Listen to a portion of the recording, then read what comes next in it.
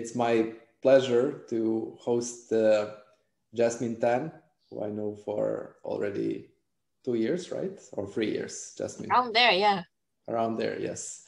So I've had some chance to track what she's doing, but I'm actually enjoying the opportunity to hear more about it. And Jasmine is from Goldsmith University in London, UK, working in a group of Professor Joydeep Bhattacharya.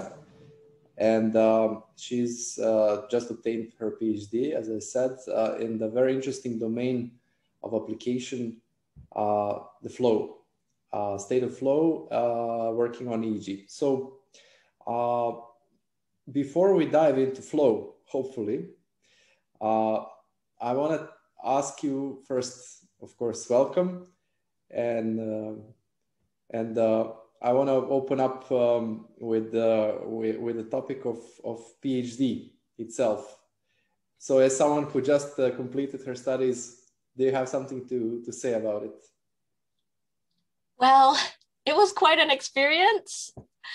I think especially when you're doing something that really new, that hasn't been tried before, and it's a really exciting experience. You get to try a lot of different things, and you get to experiment and play around with a lot of new toys. The mBrain Trains system was one of them.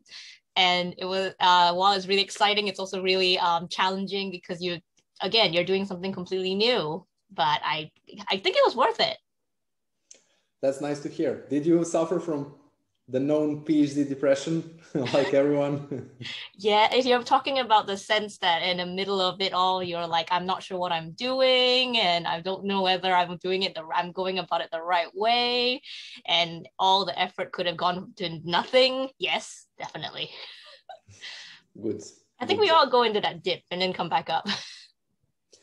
Yeah, I mean, it's a rising topic nowadays because from the perspective of very prompt changes, PhD now seems like an awful lot of time, right? So I heard people saying that, you know, you're better off invested in some other domain, and then in these 4 or 5 years, you will, you know, get somewhere, and then on the PhD side, you would never be able to catch up. But now this is becoming like really, really extreme. So do you think it's worth it still for people who are yet to engage in PhD? If you've got a topic that you're really interested in that could benefit from 5 years or 4 to 5 years, it's actually 3 to 4 years in the UK. If you have a topic that could benefit from intense study for 3 to 4 years, then yes, often I find often the PhD is the only time to actually focus on something because that interests you. And because it is new, it's supposed to be new research, you're allowed to take risks, and you could use it to study something really interesting and kind of out there that you might not be able to get to do in the future, perhaps.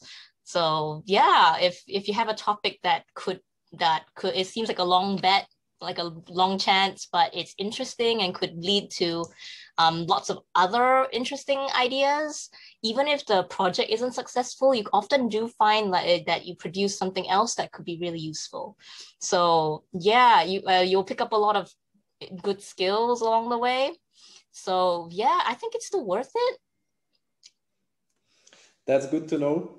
I mean, I would recommend it too, but now, you know, reflecting on those days, I feel like I had so much time. You know, if only I could be focused more on, maybe there could be even more things. Oh, good! It's not just me. No, definitely, it's not just you. So, but it's you touched several very, very important topics there. So rarely you are in your life as free and at liberty to experiment with stuff, and to, in the end of the day, be bored. And, you know, some moments as you are during your PhD times, and you know that boredom creates room for some creativity. you know, even if it produces panic along the way. That's one thing. And the other very important thing is that you mentioned is, even if you are working on something and you don't manage to do exactly that thing, you often manage to do something else that could not be anticipated at the moment. And this is actually where I want to spend a few words on. Can you elaborate on that? Like how do you start with one topic and end up in the other domain? Is this a lonely case, or is it pretty common in the PhD world? I think it's pretty common. Very few, I think it goes into the nature of creativity as well. You mean in PhD, you start with a plan, you have to put together a proposal that if people like it, they fund you. And I remember looking back at my plan and going, wow, I was really optimistic and really, and it looks like it makes sense on paper, but what you cannot do at that point is predict what's going to happen. So you try it, and then it's not that it necessarily failed, but then and of course it does. Plenty of other plans do, but when you try something and something comes up, and you wonder, oh, I thought I planned to take that route, but this route suddenly, because I tested it, it looks more promising. So there is that part of the PhD is driven by what you find, and you just keep pulling at that thread and seeing where it leads. So you do end up taking a route that you don't necessarily expect to take. I did not think about doing a mobile EEG when I first started, but when I was given the opportunity, once I looked into it, it was like, there's a lot we could do here. So that was a really nice detour I wasn't expecting, but I think it's got potential. Yeah, definitely. I heard one guy saying that actually the entire project structure and the structure of KPIs in the end of the day is wrong, you know, inherently, because when you write a project that is, you know, lasting for 3 or 4 years, he argues, I'm not going to mention his name, he argues that it's really wrong, you know, to do whatever you're doing with the same KPIs for that amount of time, because they don't allow you to account for new things that come along the way that may have more relevance, that are more interesting, and that in the end they're more natural. So like he argues that we should kind of change the KPIs. But you mentioned you bumped into EEG. So how did that happen, and why EEG? First, going back to what you said before, it was a little bit like you cannot. I think the difficult thing about KPIs is that you cannot predict the future. They're asking you to predict the future, and the human brain is notoriously terrible at that. Not least because you simply do not have information that you will get in the future. So you're asking us to predict something based on very poor information, and that is just not fair. And that's related to my journey to EEG. I was actually a musician first. I studied music, and I've experienced flow. So during long hours of practice, you get to this state that you really enjoy what you're doing. You're really focused on it, and the roof could cave in, and I wouldn't even know. And that's something that a chess master once described flow as well. So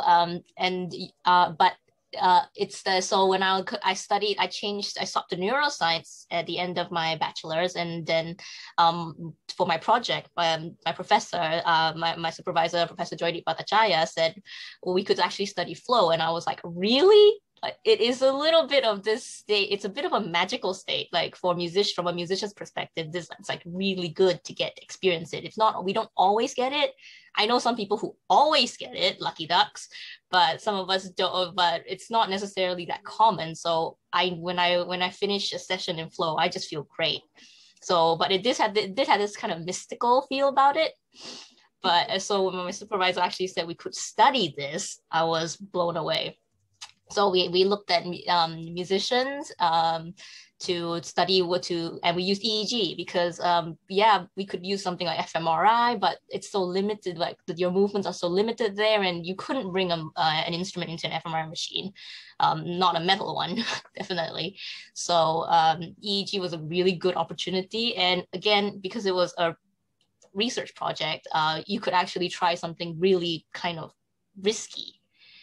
So I had the pool of participants. I had a lot of my friends come in, and a lot of them were really excited about it as well, because again, like me, they were like, you could study this? This is amazing. Like, I want to know what's happening in my brain. You honestly feel that your brain is so much clearer and focused and more efficient while you're in that state. So we want to know what the brain is doing in that. Right. I thought to end up there. You are my number one flow person. We just came there too soon, but now that we are there, I really want to stick to the topic. So I kind of feel the flow. I cannot define it, but I remember, well, when let's say when you put in some practice, when you for instance are preparing an exam. At the beginning, it's very difficult, and it's from one moment you start feeling it. Let's put it like that, and then you have the feeling that you complete a number of very hard things in a relatively short time. So, how would you define a flow? Do you have your definition of a flow? I use the one that's set up by the founder of the field, Csikszentmihalyi, and it's about the level of concentration that you're so focused on something that a lot of other things are sort of you don't notice. So like time passing, you mentioned that like you find that you're doing a lot of difficult things in a very short amount of time. Well, our sense of time is very warped in the sense of flow. So like for me, time kind of stands still. I don't even experience time passing. But you also won't notice disturbances. It's just intense concentration is a big part of it. And that could lead to the different experience of your goals and what is the feedback that's coming from the activity you're doing. And you often also feel that like you can do this. You're enjoying it. Maybe not quite enjoying it, because I don't think you have the space to think about I'm enjoying something, but you feel like you would still do this whether there's a reward in it or not. Like whether you're paid or whether you're recognized for it, I will still be playing music. So and I feel like a lot of everyone has their own activity that they will experience that in. And then you also feel like your movements become really natural, almost effortless. Like you mentioned, doing really difficult things that suddenly don't feel that difficult. We don't sense the effort involved anymore.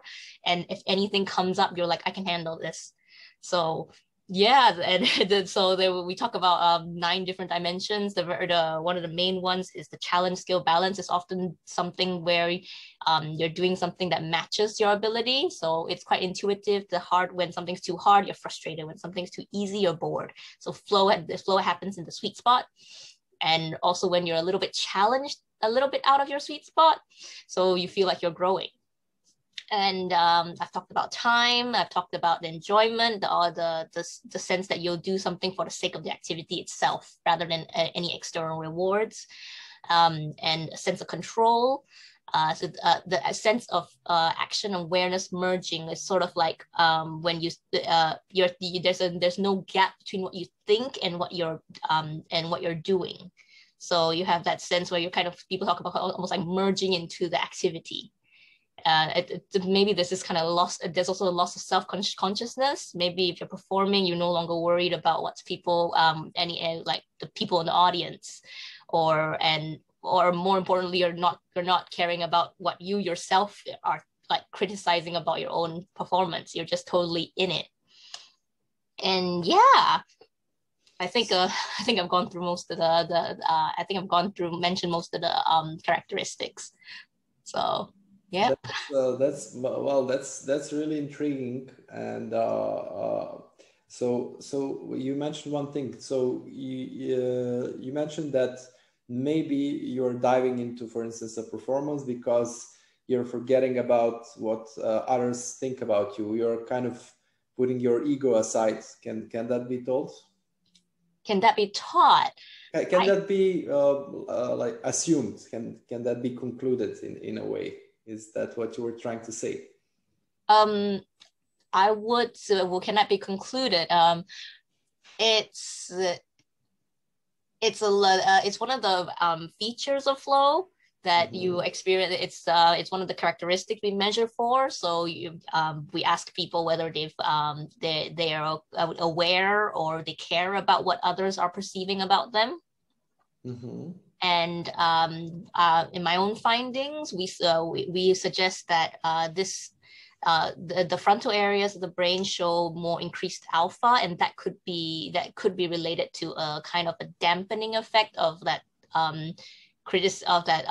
inner monologue that's kind of going on in your mind. But I think the most important, the most relevant bit would be that it's the intense focus, that you're only focused on what you need to do, so you do not have the brain space to think about what others might be thinking of you.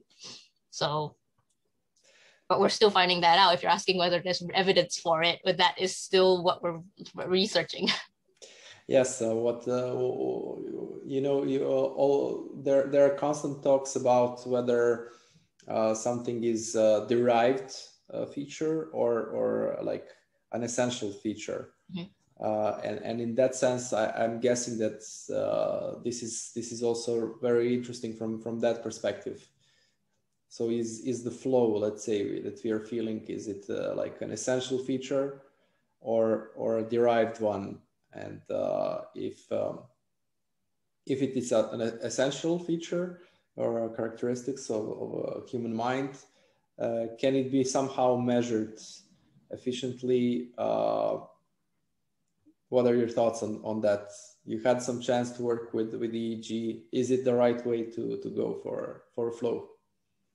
I think there's several parts of that question that are quite interesting. The first bit is also a big issue that the flow research is dealing with, sort of like what is part of the experience and what is kind of an outgrowth of the experience.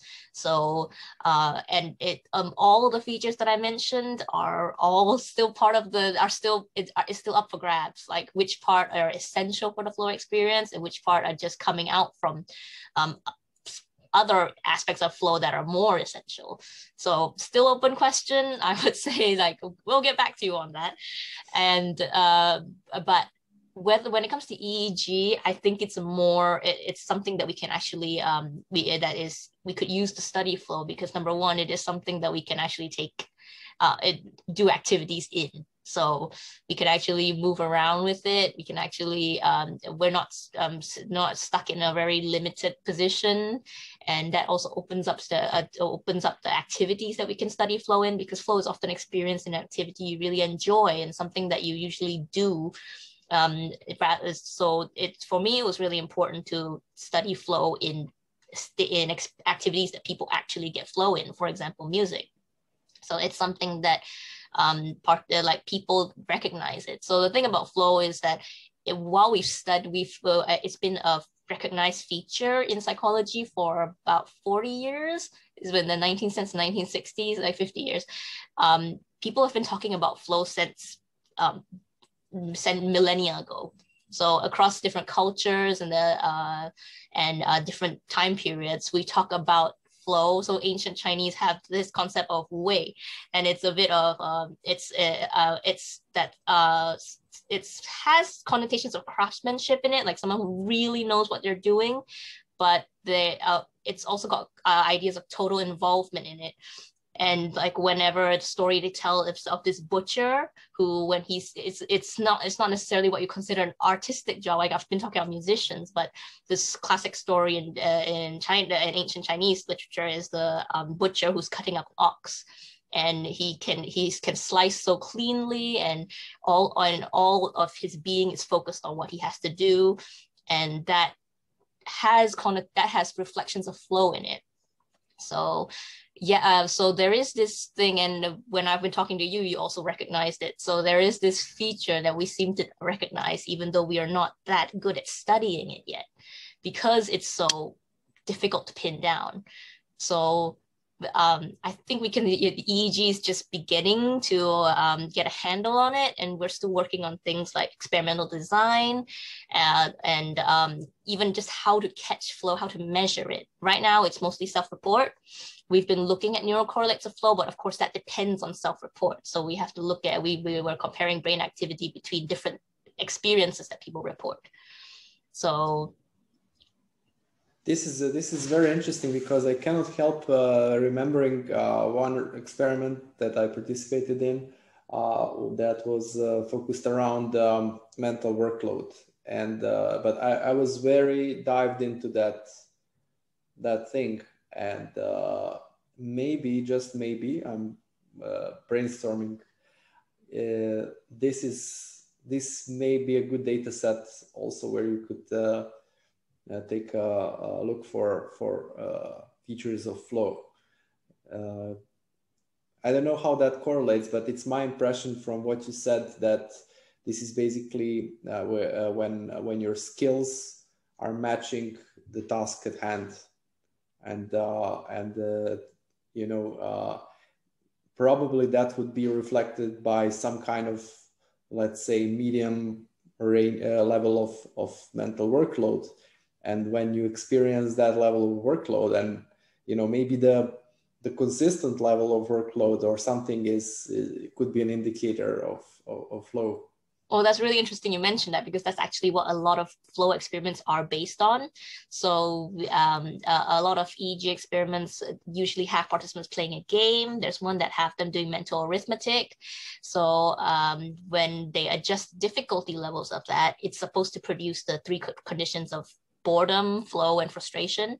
So they do find that there's a medium workload. So like they have frontal and middle and mid frontal alpha, middle levels of those that seem to reflect in a not excessive workload. So it seems like it's a comfortable workload, as well as frontal medial theta. So it's a reflex cognitive control. And we definitely have a lot of overlaps with mental workload experiments. But I think the difficulty is trying to differentiate flow from mental workload. Markers of mental workload will be probably a part of flow, but because we're not, it's difficult to experience flow, to determine flow, and then it's difficult to also experience it or capture it under controlled conditions. That is still something we're still working on. So yeah, findings have already kind of supported your conjecture, but we're still developing on, so what if all the findings on flow are simply reflections of mental workload? But that doesn't sound right, because I think there is that state where you mentioned doing really difficult things, but you don't feel it. So I would expect that if you could get to a point of really capturing a deep experience of flow, you might find that the mental workload of something that should be difficult is not. So also can open conjecture, we don't have the experiments yet. I'm really looking forward to that kind of future, and we are in talks. I hear that you are going to attempt to make a workshop focused on that, and we'll definitely be telling people about it when the time comes. But just like now, jumping to the end line, let's assume that you're able to decode flow and detect it. What is the use case? Like, how would you use this? Would you somehow make it a part of everyday life, or in some way, and what? Can you comment on that? Well, I think before I get to the applications point, I would like to, my ideal is sort of like having that everyday thing, build that everyday fact into the research itself, because I only get people in the lab for maybe a few hours. They can play, or I have people, or I've been looking at climbers using the mobile EEG, and I only get them for like a session in the climbing center. But because you can't predict flow, I can't guarantee that they've experienced a flow under my controlled experiment circumstances. So if we can have like people like musicians, climbers, or artists who regularly practice their art, who they do regular work, and they're willing to measure brain data during those periods, and so like it'll be just part of their work. Sort of, if you have I'm really imagining here, but if we have EEG systems that don't take an hour to put a set up, and that don't require a lot of another person to set up, another EEG expert to set up, then people could be measuring their own brain waves and we can collect data in a range of experiences. So you don't get flow every time. I don't get flow every time I play the piano. So, but there will be times that I might, but you cannot predict that. So I guess my simple solution would be to just collect all of it and expect it to like some experiences of flow in that, because it can be quite a rare experience. So extending that to everyday applications, a lot of the people I work with have mentioned that flow is this a special experience to them. Like they like the way that they're thinking in it, and they like their brain in it. So for me, it's sort of a useful way to understand your brain. If we can create EEG, if we can create EEG apparatuses that are easy to use and easy to understand, then people could use this to, if they know that they have a good experience at this point, what about the brain was working well at that point? It becomes part of what they do. So if I'm playing a piece and I know that I did this and this may make the results better, why shouldn't the brain be also included in that system? Because it is so built into what we're doing. So that would be a really far ambitious application, which is to help us understand ourselves better. That's a beautiful point, and I couldn't agree more. I just would like that this future is not so remote, that we get there sooner. You mean we've solved all the problems that all the hurdles to get there? Because there are just so many at this point, because it's like trying to get the artifacts there, trying to deal with the artifacts, trying to deal with just like the technical difficulties of that. Are you telling me we're nearly there? Well, I think we are. I think we are very, very near to that point. We saw that there are solutions to artifacts problems. We have witnessed ourselves a tremendous advancement in technology of measurement of good EEG in various conditions. You know that you have been user also of a mobile phone that can acquire data. That was just the first step, but I think we are getting there. We are experimenting with form factors like headphones with the EEG and more. So I think together with what you mentioned, the ability to just without imposing strict conditions, like now we're going to impose flow because you cannot be sure that it's going to work every time. Going towards naturalistic settings, call them spontaneous recordings, if you will, that could help us understand flow. And that's actually inspiring me also to work harder and our team to make that happen. But I think if we can dream that, very often, then this dream may come true. Yes, I do remember that, because actually I've been inspired by you guys, because you said that you'd want to be in a position where you can tell us scientists to dream big and we will make it happen. And I was like, wow. Like that is really encouraging. But yeah, this is kind of why I wanted to build that workshop, because of like we don't know about these yet. Like flow researchers, we don't all of us have access to this new technology coming up. So I kind of want to know people to know what's there that can be used, and how we can like imagine uses for it to actually tell us something about the flow experience. Yes, I think this is a beautiful ending of our story, and I'm also going to leave inspired. So we need to record EEG spontaneously. We need to mount it easier, and if we can detect flow, it can help us live better. Would you agree, or would you have something to add? Well, yes, that is the dream. That is that would be something to aim towards. And I'm really encouraged that you said that it's not as far away as we think it is. So I think like the next step would be how can we use all this to design better experiments, to actually study something that we can honestly call like, this is flow. This is what we recognize as flow, rather than an experimental definition of it that it's kind of it, or we understand it too. Like flow researchers as well would admit that this is at most a pale copy of flow.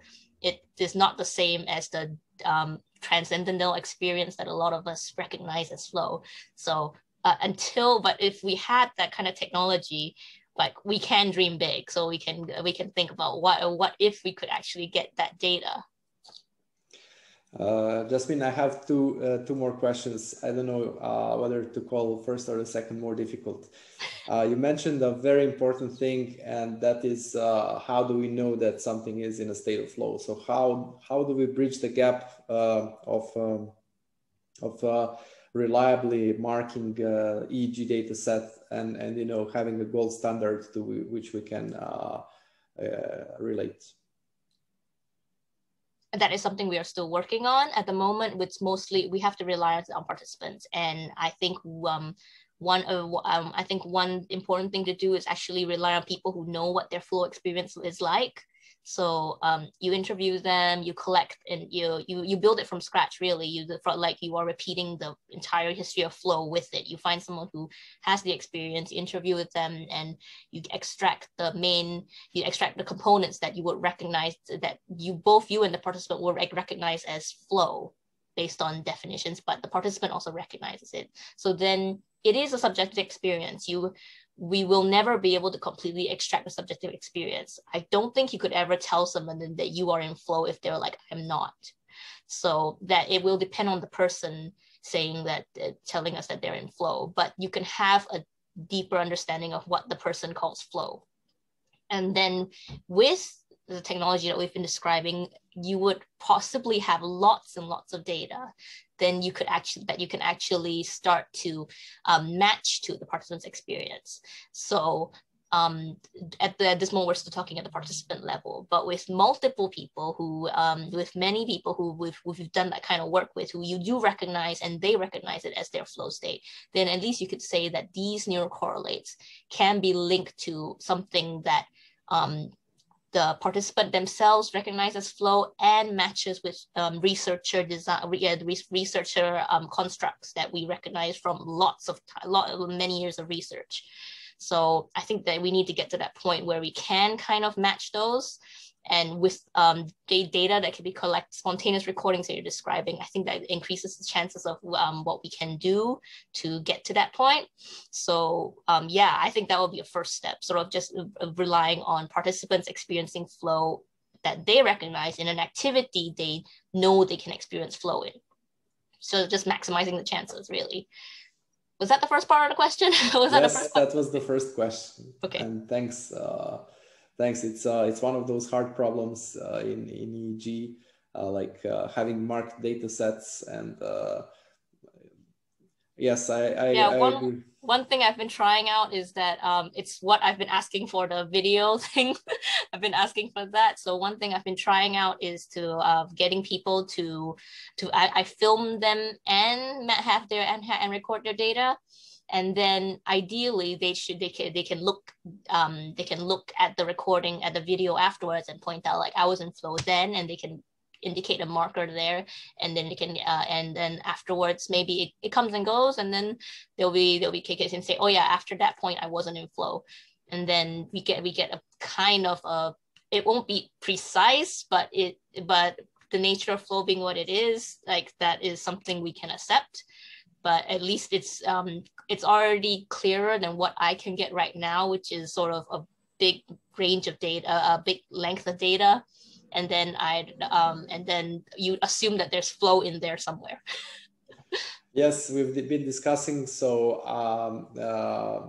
you need basically the version of our app that records EEG data, but also the video data from camera, and then you can match those two in these cases.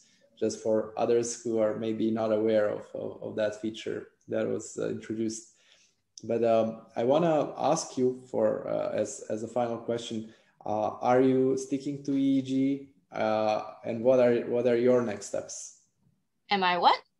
Are you sticking to EEG in your further career, and what are your next steps? Well, right now EEG is really exciting for me because of the mobile feature, but having it is sort of like the first step in just in actually collecting data that we can understand. So that is my current trajectory. Like, I still want to work with EEG. I still want to better understand it, and then better understand the potentials of what it can do.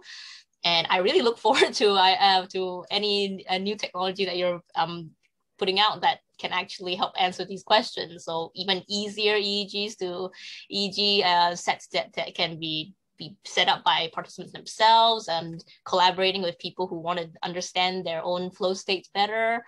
And yeah, I think I will be sticking with EEG for quite a while because there is just so much to do. Thank you very much. It was lovely talking to you. And thanks for sharing all these interesting details. And of course, good luck with the rest of your work. But I'm sure we'll keep in touch. So this was Jasmine Tan from Goldsmiths University. And if you would like to hear more of these talks, more of these personal stories, just send us some comments or emails or whatever. Because for me, this is very nice and enjoying kind of interview format. So until next time. Thank you. Bye.